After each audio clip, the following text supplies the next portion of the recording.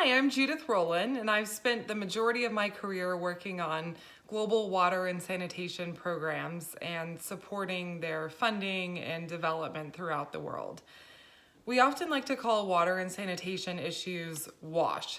The W stands for water, the S stands for sanitation, and the H stands for hygiene. These three components really go together when we think about human development and how we can invest in better policies and programs for our future. First, I spent about 6 years working for a nonprofit out of New York City, helping to advocate for and encourage governments to get involved in funding water and sanitation programs around the world. And now I live in St. Louis and I help companies build their water stewardship policies and talk about them externally. Nearly 800 million people around the world lack access to an improved water supply. That means that when they want to have something to drink or to take a bath or brush their teeth, they often have to go down to a local lake or a river where they collect water that probably is filled with bacteria, that's dirty, that's not safe for them to drink or consume.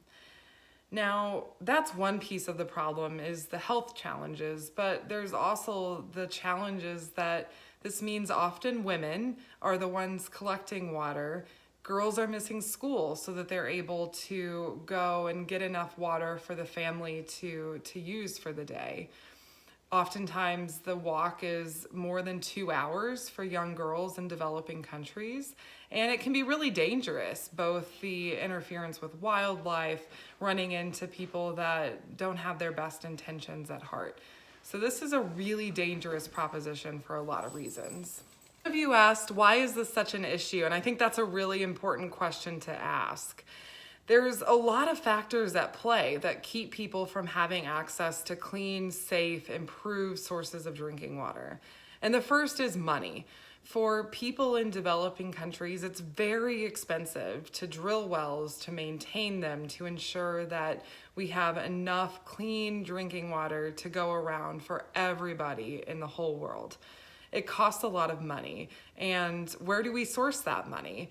In my roles, while I lived in New York, a lot of our focus was on encouraging businesses and governments to step up and to use their power and their resources to make sure that no one has to go without safe drinking water. But the other factor that we have at play is an increasing push toward urbanization. So more and more people are moving out of rural areas, they're moving away from farming careers, and they're moving into cities. We see that happening in every country around the world. So when you put a lot of people compact together in one area, it really strains the water supply and makes it very difficult for everyone to have access to clean water. And the third factor at play here is environmental. We know that climate change is happening, and as climate changes, the water supply in a lot of countries is diminishing.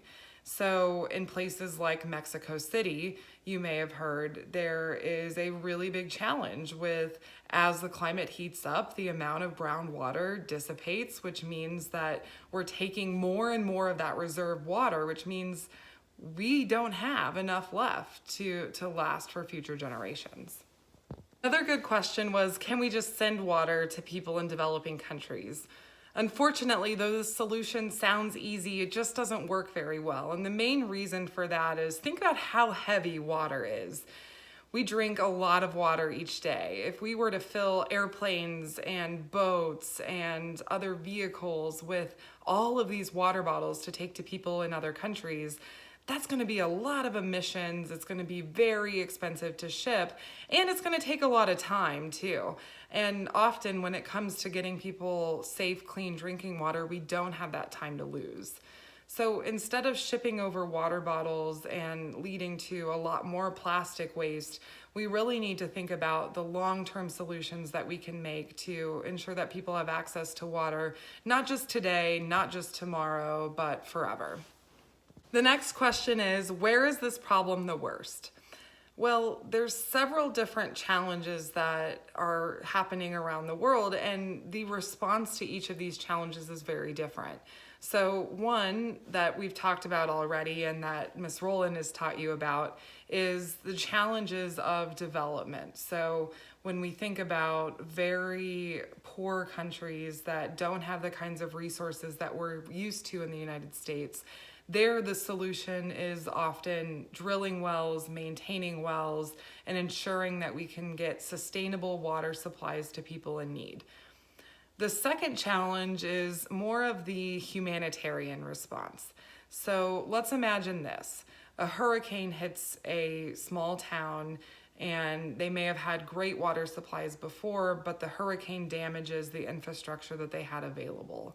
All of a sudden now, this town does not have clean drinking water for their people. They need a solution and they need it quickly. The response that we would have to this kind of circumstance is really different than the response that we would have to the first circumstance. But I think it's really important too that we keep in mind that this is not just a problem in developing countries. This is a problem in the United States as well. You've probably heard about the crisis in Flint, Michigan, where lots of children don't have access to clean water because their water has been contaminated by lead. So we need to solve the problems in developing countries, but it isn't just over there. It's right here in our own country and in our own region too. Next question is, why can't we just share water and get along? And to answer that question, I think we have to go back into history and look at the role that water's played for cultures and civilizations before our own. And the reality is that water is incredibly strategic. So many of the wars that were fought before the 1900s and even more recently focused on access to water. Because if you had access to waterways, you had access to power, to money, to resources. Think about the Civil War and the importance of gaining access of the Mississippi River, or conflict between Japan and Korea over that small piece of water between the two countries. Or even why Puerto Rico and Guam have been so strategic through history, because having control of those islands give you access to those waterways and an ability to protect your continent.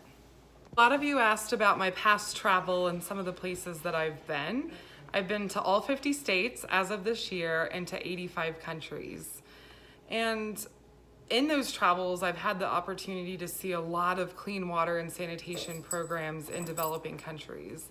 And the thing that really sticks out to me the most from all of those trips has been the stories that I've witnessed of people, particularly girls, who suffered from life-threatening diseases, all for not having access to clean water.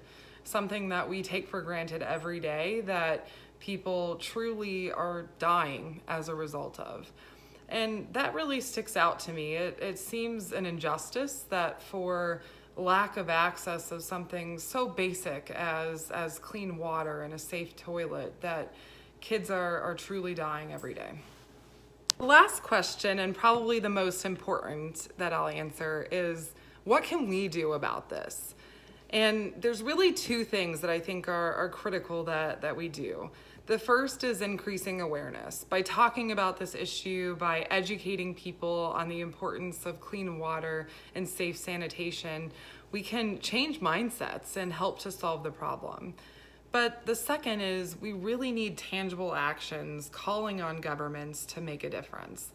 You all have a lot of power as citizens, as constituents, and an ability to use your voice to call for political change.